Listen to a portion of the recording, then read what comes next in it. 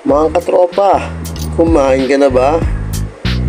Ako, kakain pa lang. Ikaw, huwag ka nang kumain.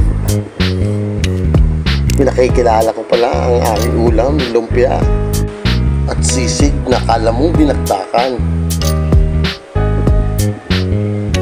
Tingnan mo naman, napakatakaw na itong baboy na to. At nag-alok pa. Sa mga hindi pa kumakain dyan, huwag na kayo kumain. Panoorin nyo na lang ako kung paano kumain. Sa pagpanood nyo pa lang sa akin, tsak, mabubusog na kayo. O diba?